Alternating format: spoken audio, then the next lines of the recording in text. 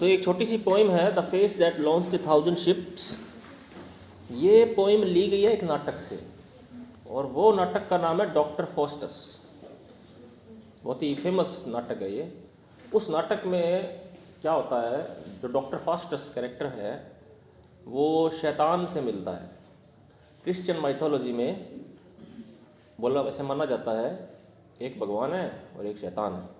कुछ लोग भगवान की पूजा करते हैं, कुछ शैतान की पूजा करते हैं। जो शैतान की पूजा करते हैं वो नरक में जाते हैं, जो शैतान की पूजा करते हैं वो इस धरती पे तो बहुत इन्जॉय करते हैं, खूब मस्ती मारते हैं, तरह तरह के सारे सुख भोगते हैं। पाप करते हैं तो युग सुख भोगते हैं, लेकिन फिर उनको जाना पड़ता है नरक में, और नरक में हमेशा के लिए तड़पते हैं। फिर वो हमेशा के लिए, कोई अंत ही नहीं है। लेकिन वो इतने ज़्यादा आसक्त हो जाते हैं धरती के सुखों को भोगने के लिए कि वो उसकी परवाह नहीं करते कि कोई बात नहीं, मरने के बाद जो होगा देखा जाएगा, अभी एंजॉय कर लेते हैं। डॉक्टर फॉस्टस भी ऐसा ही आदमी था। वो चाहता था कि वो धरती के सारे सुख, सारे एंजॉयमेंट ले, खूब घूमे फिरे, खूब खाए पिए, हर तरह का जो शारीरिक सुख मिल सकता है, इंद्रिय सुख मिल सकता है वो ले। तो वो शैतान से मिलता है, डेविल से मिलता है, और डेविल से एक समझौता करता है कि तुम मुझे सारे सुख दोगे धरती के, और मरने के बाद मेरी आत्मा तुम्हारी, तुम उसका कुछ मर्जी करना, कितना मर्जी कष्ट देना, कुछ भी सताना। तो जब डॉक्टर फॉस्टस ये समझौता कर लेता है तो जो शैतान होता है, डेविल होता है, वो अपना एक दूत उसकी सेवा में छोड़ देता है कि ये तेरे हवाले, ये तेरी सारी इच्छाएं पूरी करेगा, तुम्हें जो कुछ चाहिए मिलेगा, तू बस हुक्म कर कि मुझे ये करना है, वो करना है, ये चाहिए, वो खाना है, यहाँ जाना है। तो इसकी तुम्हारी एक कमांड पे सारी इच्छाएं पूरी। लेकिन समझौता ये था कि मरने के बाद हाँ फिर मैं तुम्हारी आत्मा के साथ जो चाहे वो करूँगा फिर। तो वो इस बात की परवाह नहीं करता, वो कहता कोई बात नहीं, मुझे तो अब इंजॉय करना है। ज़्यादातर आम आदमी का नेचर ऐसा ही होता है कि इंजॉय करना चाहते हैं वो किसी भी कीमत पे। तो अब ये जो पोइम लिखी गई, the face that launched 1,000 ships, अब क्योंकि डॉक्टर फॉस्टस हर तरह का सुख भोगना चाहता था, तो उसकी एक बार इच्छा हुई कि वो दुनिया की सबसे सुंदर औरत को देखे और उस औरत को उससे प्यार हो जाए। वो ये सोचता है। तो वो मेफिस्टोफेलिस था उसका दूत, डेविल का, जो उसकी सेवा में था। उसको कहता है कि मेरे को दुनिया की सबसे सुंदर औरत चाहिए। तो उनकी माइथोलॉजी में, उनके हिसाब से क्रिश्चियनिटी में सबसे सुंदर औरत माना जाता है हेलन को। अब हेलन की भी एक छोटी सी कहानी वो आपको पता होनी चाहिए अगर इस पॉइंट को समझना है, तो ऐसे तो मज़ा नहीं आएगा। हेलन ऑफ ट्रॉय, ट्रॉय एक किंगडम का नाम था पुराने टाइम में। वहाँ की तो नहीं थी हेलन, ट्रॉय की तो नहीं थी हेलन, थी स्पार्टा की। स्पार्टा भी एक किंगडम था, एक साम्राज्य था ग्रीस का। बड़ी इंटरेस्टिंग कहानी है। स्पार्टा ग्रीस का था साम्राज्य, ग्रीस का एक हिस्सा था। जैसे भारत के बहुत सारे हिस्से ना, राजस्थान है, यूपी है, वैसे स्पार्टा ग्रीस का एक पार्ट था। वहाँ का राजा अलग था। राजा का नाम था मेनेलोस। क्या नाम था? मेनेलोस का जिक्र आएगा इसके अंदर। मेनेलोस की रानी थी हेलन, और हेलन को माना जाता था कि वो भगवान की पुत्री है, माना जाता था। भगवान एक ज्यूस, उसकी बेटी माना जाता है। क्रिश्चियन माइथोलॉजी में, ग्रीक माइथोलॉजी में भगवान कई थे। एक भगवान था ज्यूस, उसकी बेटी हेलन। तो उसको दुनिया की अब तक की सबसे सुंदर औरत माना जाता है उनके हिसाब से। हमारे कल्चर में अलग अलग, हमारे यहाँ उर्वशी है, मेनका है, एक तो और भी है, वो मानते हैं कि वो सबसे सुंदर औरत थी। अब क्योंकि वो तो हज़ारों साल पहले जिंदा रही थी, तो डॉक्टर फॉस्टस को लगा कि भाई अब धरती के सुख लेने हैं तो सबसे सुंदर औरत को भी देखा जाए, उसका भी इंजॉय करें प्यार का। तो उसने उसको बुलाया कि हेलन को बुलाया जाए। हेलन की बात जब मैं बता रहा था आपको, हेलन थी तो मेनेलोस की बीवी, स्पार्टा की रानी थी वो। लेकिन स्पार्टा का ट्रॉय से झगड़ा चल रहा था। ट्रॉय एक और साम्राज्य था। बाद में उन्होंने कर ली संधि, ट्रॉय और स्पार्टा ने, कि हम अब आगे से मिलजुल के रहेंगे, लड़ेंगे नहीं। तो ट्रॉय के राजकुमार दो, एक तो हेक्टर था, एक पेरिस था। दो राजकुमार आए संधि करने के लिए, तो वो मित्र बन गए। समझौता हो गया कि हम नहीं लड़ेंगे, शांति से रहेंगे। फिर उस रात उन्होंने पार्टी की, खूब दारू पी, ऐश किया, नाचे गाए, क्योंकि दोस्त बन गए थे। उसी पार्टी में पेरिस की मुलाकात हेलन से हो जाती है। अब क्योंकि वो हेलन का जो पति था मेनेलोस, वो थोड़ा बुढ़ा था और थोड़ा अच्छे नेचर का नहीं था, क्रूर टाइप का था। वो उसको पसंद नहीं करती थी, शादी तो हो गई थी। अब क्योंकि जब पेरिस को उसने देखा तो पेरिस बड़ा हैंडसम लड़का था और सुंदर था, और उसको अट्रैक्ट कर लिया उसने। दोनों को एक दूसरों से प्यार हो गया उसी रात को, जिस रात पार्टी हो रही थी। प्यार हो गया तो हेलन कहती मुझे अपने साथ ले चलो। तो पेरिस भी इतना सम्मोहित था उस पर, क्योंकि सुंदर तो थी वो, तो पेरिस कहता भी चलो मैं तुम्हें लेके जाऊंगा साथ में। अब देखो, वो जब वहाँ संधि हो गई थी, इंजॉयमेंट कर रहे थे फ्रेंडशिप का, वहाँ क्या घटना घट गई कि मेनेलोस की बीवी पेरिस के साथ भागने की तैयारी कर रही है। अब कितनी बुरी बात थी, आयरॉनिकल सिचुएशन होगी ना, उलट सिचुएशन होगी एकदम। एक तरफ तो संबंध बन रहे अच्छे, दूसरी तरफ बिगड़ने के तैयार। हेक्टर उसका भाई होता है, उसको डाउट हो जाता है कि ये कुछ गड़बड़ करने वाला है पेरिस। वो देख लेता है उनको सीक्रेटली मिलते हुए, तो वहाँ पे वो थोड़ी सी उसको चेतावनी देता है कि पंगे मत लेना, कोई ख़राब मत कर देना काम, बड़ी मुश्किल से शांति हो रही है। पर वो पेरिस तो अच्छे से मंत्रमुग्ध था उस पर। हेलन भी थी, तो हेलन तो कहती कि तुम मुझे छोड़ के जाओगे तो मैं तो मर जाऊंगी यहाँ, क्योंकि वो उसको क्रूर मानती थी, पसंद नहीं करती थी। तो वो पेरिस जब जा रहे होते हैं, सब कुछ करके, पार्टी वगैरह करके, एक दूसरे का हाथ मिला के गले मिल के जब जा रहे होते हैं, तो चोरी से पेरिस हेलन को शिप के अंदर छुपा देता है। तो रास्ते में हेक्टर जो उसका भाई होता है, वो हेक्टर को कहता है कि मैं तो भाई एक काम कर दिया मैंने। तो वो कहता क्या कर दिया? वो उसको फिर अंदर लेके जाता है, वो तुम्हें एक चीज़ दिखाता हूँ। वो जाता है तो हेक्टर उसको देख के आग बबूला हो जाता है कि तूने ये क्या कर दिया, तू उसकी रानी को ले आया जिसके साथ हम दोस्ती करके आए हैं अभी। तो वहाँ उनकी बड़ी ज़बरदस्त बहस होती है। वो पेरिस तो उसके प्यार में पागल होता है, तो वो कहता है कि मेरे को किसी की कोई परवाह नहीं, अब कुछ भी हो मैं तो इसको वापस नहीं छोड़ के। वो कहता है अभी वापस मोड़ो शिप, ऑर्डर भी देता है, शिप मोड़ देते हैं वापस, आधे रास्ते आके वापस चलो इसको छोड़ के आओ। तो पेरिस उसको फिर काफ़ी इमोशनल कर देता है कि मैं तो नहीं जाऊँगा, तुम चले जाओ, मैं भाग जाता हूँ, अलग रह लेता हूँ, दुनिया से चला जाता हूँ, मुझे किसी द्वीप पे छोड़ दो, हम दोनों अकेले रह लेंगे, अगर तुम्हें मित्रता की इतनी ज़रूरत है। तो फिर वो लास्ट में हेक्टर जो होता है वो उसके आगे हार मान लेता है कि चलो है तो भाई मेरा, अब क्या करें। अब घर जाते हैं ट्रॉय में, तो ट्रॉय के लोग फिर उनका स्वागत करते हैं कि हमारा राजकुमारी ले आया, उनकी लड़की को भगा के ले आया, उनको गर्व हो रहा है कि हाँ दुनिया की सबसे सुंदर औरत हमारी रानी बन गई। पीछे से क्या होना था, पीछे से मेनेलोस को जब पता लगा कि वो भाग गई मेरी बीवी उसके साथ, उसको फिर गुस्सा तो आना ही था। उसने क्या किया, ग्रीस का एक राज्य था स्पार्टा, और जो राज्य थे ग्रीस के बाकी, उन सभी को इकट्ठा किया। उसमें ग्रीस का सबसे बड़ा राजा था एगामेमनन, जो सबसे बड़ा राजा था ग्रीस का। वो उसकी शरण में गया कि मेरी बीवी को भगा ले गया, अब मेरी हेल्प करो उसको वापस लाने में, क्योंकि ये तो बड़ी एक बेइज्जती वाली बात होती है कि रानी को ले गया मेरी, अब वो वापस तो लाएगा उसको, ऐसे थोड़ी छोड़ेगा। तो उसने सारे ग्रीस की फौज इकट्ठा की एगामेमनन के नेतृत्व में।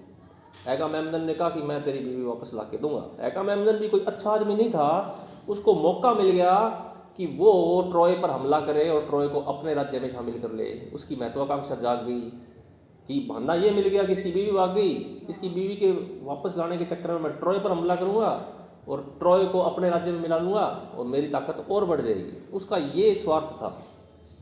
उसने सारे ग्रीस के राजाओं को इकट्ठा किया और ट्रॉय पे हमला बोल दिया, और हुआ क्या, ट्रॉय जल के राख हो गया। फिर हालांकि ट्रॉय बहुत शक्तिशाली साम्राज्य था, लेकिन क्योंकि पूरे ग्रीस की सेना आ गई थी उनके ऊपर हमला करने, तो वो एक एक करके ट्रॉय के जितने भी थे योद्धा वो सारे धीरे धीरे मारे गए और ट्रॉय का पतन हो गया। ग्रीस की जो सेना थी ना, उसमें बहुत ही बढ़िया बढ़िया योद्धा थे। यूलिसिस था, एक्किलीज था, और ये एजेक्स था, एगामेमनन खुद था, मतलब बड़े बड़े योद्धा थे। सारा ग्रीस एक हो गया था, क्योंकि वो मान रहे थे कि पूरे ग्रीस का अपमान किया है, हमारी रानी ले गए ना, तो पूरे ग्रीस का अपमान हो गया। तो सारे ग्रीस के राजा इकट्ठे हो गए। अब जब ग्रीस ने हमला किया ट्रॉय पे, तो बहुत बड़ी सेना लेके गए। उसमें 1000 शिप थे, 1000 शिप समुद्र में उतारे और क्योंकि वो समुद्र के दूसरे किनारे था ट्रॉय, वहाँ पे उन्होंने जाके हमला किया। तो ये थी हेलन की कहानी, जिसके लिए इतना बड़ा युद्ध हुआ, मारकाट हुई, 2 साम्राज्य नष्ट हो गए, बहुत सारे लोग मारे गए। ये सब मर गए थे, एगामेम्नन भी मर गया था, एक्किलीज भी मर गया था। इस युद्ध में बचा था एक यूलिसिस। आप पढ़ोगे इसके बारे में, यूलिसिस की कहानियाँ, कविताएं हैं लिटरेचर के अंदर। वो बड़ा ही महान योद्धा था यूलिसिस। और यूलिसिस फिर 10 साल बाद वापस आता है अपने देश। ट्रॉय का जब युद्ध होता है ना, क्योंकि ट्रॉय इतना दूर था, जाने में भी टाइम लगा, आने में भी टाइम लगा। आते वक्त वो रास्ता भटक गए थे, तो तरह तरह के द्वीपों से होके आए यूलिसिस और उसके साथी। बहुत सारे अलग अलग दुनिया के रंग भी देखे उन्होंने, तरह तरह के लोगों से मिले आते वक्त। तो ये एक अलग कहानी है। अब ये जो मैंने आपको कहानी बताई है ना, ये है इलियड। इस पूरी कहानी का नाम इलियड है, राइटर है इसका होमर। तो आपको ये ध्यान रखना है कि होमर की इलियड के अंदर, और अधिकांश इंग्लिश की पोइम्स, इंग्लिश लिटरेचर सारा काफ़ी हद तक इससे रेफरेंस लेता है, एल्यूजन मिलते हैं इसके। जैसे हमारी कहानियों में रामायण महाभारत के एल्यूजन मिलते हैं ना, हर कहानी में कभी न कभी जिक्र आ जाता है किसी रामायण के पात्र का, महाभारत के पात्र का, या कोई और फेमस का, तो इसमें इलियड का जरूर आता है। और यूलिसिस की जो वापसी की यात्रा होती है उसको ओडिसी बोलते हैं। तो वो भी एक बड़ी बुक है, इलियड और ओडिसी। ये 2 बहुत ही फेमस बुक्स हैं जो ग्रीस से संबंध रखती हैं, ग्रीस देश से, और इससे बहुत सारे एल्यूजन। अब ये सारी पोइम आपको तभी समझ में आएगी जब आपको ये कहानी पता होगी। तो ये मैंने ब्रीफ में आपको स्टोरी बता दी। अगर आपको और अच्छा से जानना ना, ट्रॉय एक फिल्म मिलेगी आपको ऑनलाइन, ट्रॉय, वो आप देखना, आपको फिल्म का भी आनंद आएगा, आपका नॉलेज भी बढ़ेगा लिटरेचर का। क्योंकि लिटरेचर में हमें एल्यूजन मिलते हैं। एल्यूजन का मतलब किसी और कहानी का संदर्भ मिलता है, तो वो कहानी का संदर्भ आ जाए, हमें कुछ पता ही नहीं भी ये कौन था, हेलन था कौन, थी कौन। अब ये पढ़ेंगे पोइम तो फिर ऐसे मज़ा ही नहीं आएगा कि हेलन क्या थी और किसकी बात कर रहा है। अब हम पढ़ रहे हैं पोइम। अब क्योंकि फॉस्टस को पता था कि हेलन दुनिया की सबसे सुंदर औरत रह चुकी है, तो उसने मेफिस्टोफेलिस से कहा कि मेरे सामने हेलन को लेके आओ, मैं उसको एंजॉय करना चाहता हूँ, वो भी मुझसे प्यार करे और मैं तो उससे प्यार करता ही हूँ। तो अब वो बोलता है, जब उसके सामने हेलन आ जाती है तब वो ये लाइनें बोलता है, was this the face that launched 1,000 ships. क्या यही चेहरा था जिसके लिए 1,000 शिप लॉन्च कर दिए गए? क्या यही चेहरा था जिसके लिए हजारों शिप समुद्र में उतार दिए गए युद्ध करने के लिए? And burned the topless towers of Ilium, और जिसकी वजह से इलियम के टॉपलेस टावर्स को जला दिया गया। इलियम यहाँ पे ट्रॉय के लिए यूज हुआ है। टॉपलेस टावर्स, इलियम की, ट्रॉय की दीवारें, ट्रॉय की मीनारें इतनी ऊंची थी कि उनका टॉप दिखता ही नहीं था, बादलों में आ जाता था या धुंध आ जाती थी। या कहने का मतलब बहुत ही ऊंची थी, टॉपलेस थी वो, उनका टॉप था ही नहीं, यानी इतनी ऊंची थी। उनको भी क्या किया गया? जला दिया गया। Sweet Helen make me immortal with a किस। अब क्योंकि वो हेलन के अपने सामने देख रहा है, तो वो हेलन को बोलता है कि स्वीट हेलन, मुझे अमर कर दो, मुझे किस करके। हर लिप्स सक फोर्थ माई सोल, उसके लिप्स मेरी आत्मा को खींच रहे हैं, क्योंकि बड़ा आकर्षित हो रहा है उसके प्रति। सी वेयर इट फ्लाइज, देखो मेरी आत्मा कहाँ उड़ती है। Come Helen come, give me my soul again, Helen मुझे अपनी आत्मा वापस दे दो, क्योंकि तुमने मेरी आत्मा ही खींच ली है, तुम इतनी सुंदर हो। हेयर विल आई ड्वेल, मैं यहीं रहूँगा।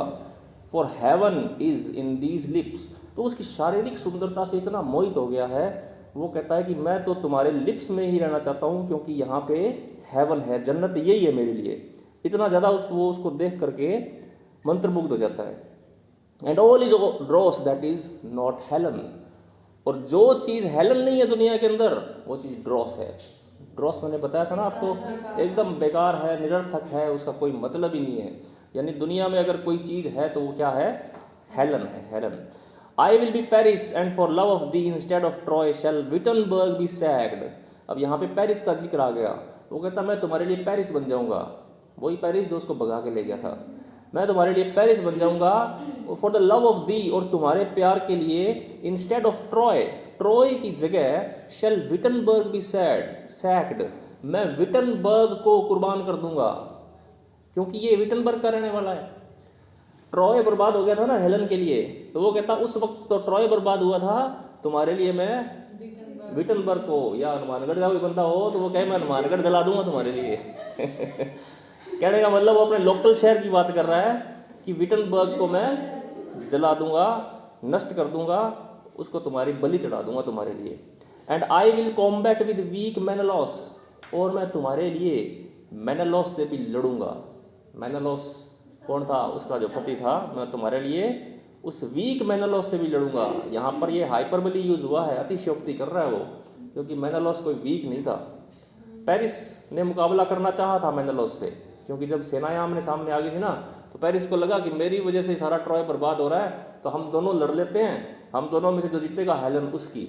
तो पेरिस क्योंकि कमज़ोर होता है, वो तो एक नौजवान होता है, कम उम्र का लड़का होता है, और मेनेलॉस बड़ा ताकतवर होता है, बुढ़ा तो होता है थोड़ा, लेकिन ताकतवर खूब होता है वो। तो जब उनकी लड़ाई होती है ना, तो पेरिस भाग जाता है फिर, और हेक्टर के चरणों में गिर जाता है कि बचा लो मुझे, क्योंकि एक बार तो जोश जोश में चला जाता है वो। तो यहाँ वो कह रहा है कि मैं तुम्हारे लिए वीक मेनेलॉस को हरा दूंगा।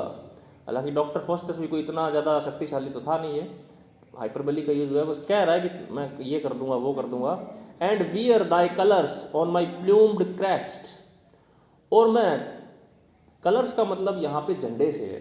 कलर अकेला होता है तो रंग होता है, कलर्स का मतलब होता है ध्वज। तो मैं तुम्हारा ध्वज या उसका ध्वज अपनी क्रेस्ट पर लगा लूँगा। क्रेस्ट होता है जब योद्धा लोग एक टोपी पहनते हैं, एक मुकुट पहनते हैं जो उनकी रक्षा करता है सिर पर चोट लगने से, उसके ऊपर एक पंख नुमा एक कलंगी ही लगी होती है। जब आप ग्रीस के योद्धा देखोगे ना पुराने टाइम के, तो इस तरह का एक पहनते थे मुकुट, उसको प्लूम्ड क्रेस्ट बोलते हैं, यानी पंख लगा हुआ एक मुकुट। तो मैं उसके कलर्स अपने मुकुट पर पहनूंगा। ये I will wound Achilles in the heel, और मैं एक्िलीज को उसकी एड़ियों पर घायल कर दूंगा। एक्िलीज योद्धा था एक, जो मेनेलॉस की साइड से लड़ा था ट्रॉय के खिलाफ, और एक्िलीज के बारे में ये कहा जाता था कि इसको कोई हरा नहीं सकता, वो सर्वशक्तिमान था, वो भी देवता का लड़का था, और उसका एक ही वीक पॉइंट था, उसकी एड़ी, उसकी हील्स। इसके पीछे भी एक कहानी है छोटी सी, कि एक्िलीज जब पैदा हुआ था तो एक भविष्यवाणी हो गई थी कि ये जवानी में मर जाएगा। तो उसकी माँ ने फिर प्रेयर की और उसको फिर ये कहा कि एक रिवर है, उसके अंदर एक्िलीज को डुबो दो तो वो स्ट्रॉन्ग हो जाएगा, उसको कोई मार नहीं सकेगा। तो वो गई और उसको उस रिवर में डुबो दिया। रिवर में डुबो दिया वो उल्टा करके, एड़ियों से पकड़ के, तो एड़ियाँ बाहर रह जाती है, बाकी सारा शरीर स्ट्रॉन्ग हो जाता है। अब एक्िलीज का वीक पॉइंट क्या रह गया? हील्स रह गया। तो फिर ये कहा जाता था कि एक्िलीज को अगर मारना है तो इसकी एड़ी में तीर मारो। तो इस फिल्म में, इस कहानी में, ट्रॉय में, एक्िलीज को हील में तीर लगता है और वो मर जाता है, जवानी में ही मर जाता है वो। हालांकि बहुत ही सर्वशक्तिमान होता है, बहुत ताकतवर होता है, इसको कोई हरा ही नहीं सकता था। तो ये कहता है कि मैं एक्िलीज को हील्स पे वूंड कर दूंगा तुम्हारे लिए, यानी उसको भी मैं मार दूंगा। ये एक इडियम भी बन गई है, एक्िलीज हील्स। अगर किसी पर्सन का वीक पॉइंट हो ना कोई, तो हम ये कहते हैं ये एक्िलीज हील है, इसका एक्िलीज हील, इसकी माँ है, या इसका एक्िलीज हील, जो भी उसकी कमजोरी हो वो हम बोल सकते हैं। And then return to Helen for a kiss, और ये सब करके मैं किस करने के लिए हेलन के पास आऊँगा। O thou art fairer than the evening air, तुम तो शाम के आकाश से भी ज़्यादा सुंदर हो। Clad in the beauty of 1,000 stars, और वो आकाश जो हजारों तारों की ब्यूटी से क्लैड होता है, यानी सुसज्जित होता है। यानी इसकी तुलना, हेलन की ब्यूटी की तुलना वो कर रहा है रात होने से पहले जो शाम का जो साफ आकाश होता है, जिसमें तारे ही तारे होते हैं, अनगिनत, कितना सुंदर दिखाई देता है। हेलन को कह रहा है तुम तो उससे भी सुंदर हो। Brighter art thou than the flaming Jupiter, और तुम तो जुपिटर से भी ज़्यादा ब्राइट हो। अब यहाँ पे एक और रेफरेंस है, एल्यूजन है जुपिटर का। ग्रीक माइथोलॉजी में जुपिटर एक देवता है और वो बहुत ही चमकीला देवता है, आग का देवता ही है वो। तो जुपिटर के बारे में कहानी है कि जब उसकी प्रेमिका शेमिली, आगे जिक्र है ना, when he appear to hapless Semele, तो शेमिली जब उससे मिलने आती है तो जुपिटर सोचता है कि मैं उसको सुंदर लगूं, अच्छा लगूं, उसको इम्प्रेस करना है। अब क्योंकि वो आग का देवता होता है तो अपने पूरे रूप में आ जाता है। पूरे रूप में आने से वो जल जाती है बेचारी इतना ज़्यादा वो अपना रूप दिखा देता है उसको कि शेमिली जो है भस्म हो जाती है। अब उसको क्या पता भाई वो इतना ज़्यादा मजबूत है, इतना ज़्यादा पावरफुल है कि जल ही जाएगी वो। अब वो ये कहता है कि तुम उस जुपिटर से, फ्लेमिंग जुपिटर से भी ज़्यादा ब्राइटर हो, उससे भी ज़्यादा चमकीली हो। When he appear to hapless Semele, जब वो दुर्भाग्यशाली शेमिली के सामने अपीयर हुआ, जब उसने अपनी ब्राइटनेस दिखाई थी ना, तो शैमिली बेचारी हैपलेस हो गई, यानी वो दुर्भाग्य हो गया उसका कि वो जुपिटर का उसने वो रूप देखा। More lovely than the monarch of the sky, और तुम तो आसमान के मोनार्क से भी ज़्यादा सुंदर हो, हेलन को कह रहा है। आसमान का मोनार्क एक अपोलो देवता है उनका, गॉड ऑफ सन गॉड है वो अपोलो, उसको मोनार्क ऑफ द स्काई कहा जाता है, आसमान का राजा। तो वो कहता है तुम उससे भी ज़्यादा सुंदर हो। इन वॉन्टन एरथ्यूजाज अज्यूर्ड आर्म्स, अब यहाँ अपोलो की एक प्रेमिका है एरिथ्यूजा, वो भी आसमान की देवी है, नीले कलर की है। एज्यूर्ड का मतलब होता है नीला। तो जब आसमान का देवता एरिथ्यूजा अपनी प्रेमिका के बाहों में होता है, प्रेमिका की नीली बाहों में होता है, एरिथ्यूजा को वॉन्टन भी कहा है, वॉन्टन का मतलब चंचल, एरिथ्यूजा चंचल एरिथ्यूजा की नीली बाहों में जब अपोलो होता है तो बहुत सुंदर लगता है, लेकिन तुम उससे भी ज़्यादा सुंदर हो। And none but thou shalt be my paramour, और तुम्हारे अलावा मेरी कोई भी प्रेमिका नहीं बनेगी, यानी तुम ही मेरी पैरामोर होगी। पैरामोर का मतलब है प्रेमिका, लवर। ओके, तो ये छोटी सी कविता थी। कविता क्या है? ये एक डायलॉग है प्ले के अंदर, क्योंकि जब हेलन को लाया जाता है डॉक्टर फॉस्टस के सामने तो उसकी सुंदरता को देख करके वो अपना होश खो बैठता है, तो अपने जज्बात वो इन लाइनों में बोलता है। ये डायलॉग है पूरा, और एक ये कविता भी है। ये लिखी गई है ब्लैंक वर्स में। आपको पता है ब्लैंक वर्स क्या होता है? आयाम्बिक पेंटामीटर मैंने आपको बताया था। क्या था आयाम्बिक पेंटामीटर? 10 सिलेबल होते हैं, पहला अनस्ट्रेस्ड, दूसरा स्ट्रेस, तो इस सभी में ही 10 सिलेबल मिलेंगे आपको। Was this the face that launched 1,000 ships? Unstressed, stressed, unstressed, stress, unstressed, stress, the dum, the dum, the dum, the dum, ये रिदम है। Was this the face that launched 1,000 ships and burned the topless towers of Ilium? ऐसे पढ़ा जाता है इसको। सभी में ऐसी ही रिदम आपको मिलेगी, 10 सिलेबल मिलेंगे, पहला अनस्ट्रेस्ड, दूसरा स्ट्रेस, लेकिन किसी भी लाइन के एंड की जो साउंड है वो मैच नहीं करती, इसमें कोई राइम स्कीम नहीं मिलेगी आपको। जैसे शिप है तो वो मिल भी सकती है, नहीं भी मिले, लेकिन कोई रूल नहीं है, कोई रेगुलरिटी नहीं है, A B B A B इस तरह कुछ नहीं मिलेगा। तो ये इसको बोलते हैं ब्लैंक वर्स। जब कोई लाइन आयाम्बिक पेंटामीटर में तो होती है लेकिन लास्ट में कोई राइम नहीं होती, उसको ब्लैंक वर्स कहते हैं। ओके, तो ये कविता ब्लैंक वर्स में लिखी गई है। इसमें सभी लाइनों की जो लंबाई है सिलेबल के हिसाब से बराबर है। सभी लाइनों में कितने सिलेबल मिलेंगे? 10। जोड़े कितने? 5। और पैटर्न अनस्ट्रेस्ड, स्ट्रेस्ड, यानी आयाम्ब है। तो आयाम्बिक पेंटामीटर में लाइनें हैं विदाउट राइम, उसको बोलते हैं ब्लैंक वर्स। तो इसमें आपको कई लिटरेरी डिवाइस मिलेंगी देखने को, मेटाफर भी हैं, सिमिली भी हैं, हाइपरबली भी हैं। जैसे आई विल बी पेरिस, ये मेटाफर है कि मैं पेरिस बन जाऊंगा। उसको ये बोलना चाहिए मैं पेरिस जैसे बन जाऊंगा, लेकिन वो सीधा बोल रहा है मैं पेरिस ही बन जाऊंगा, तो ये मेटाफर हो गया। मैं वीक मेनालॉस से लड़ूंगा, ये हाइपरबली हो गया, अतिशयोक्ति हो गई, ज़रूरत से ज़्यादा बात बढ़ा चढ़ा के बोल रहा है। कहाँ से लड़ लेगा वो, इतना ताकतवर तो है नहीं वो, मेनालॉस तो राजा था। और इसमें सिमिली है, जहाँ देन का प्रयोग होता है वो भी सिमिली होती है लास्ट में ना, कि तुम उस आकाश से भी सुंदर हो जो शाम के समय तारों से भरा होता है। Thou art fairer than the evening air, तो सिमिली में देन का भी यूज हो जाता है, एज, लाइक और देन। देन का मतलब भी तुलना के लिए होता है। तो ये सिमिली हो गई है। ओके, नीचे आपको मिलेगा क्रिस्टोफर मार्लो, जो राइटर है इस पोइम का, क्रिस्टोफर मार्लो, उसके बारे में थोड़ा सा परिचय है। उसके प्ले जो लिखे हुए हैं उनका परिचय है, ये आपको पता होने चाहिए। और नीचे है समरी ऑफ द पोइम, तो ये आप एक बार खुद पढ़ लेना, वरना कल अपने खुद और पढ़ लेंगे। Okay, enough for today.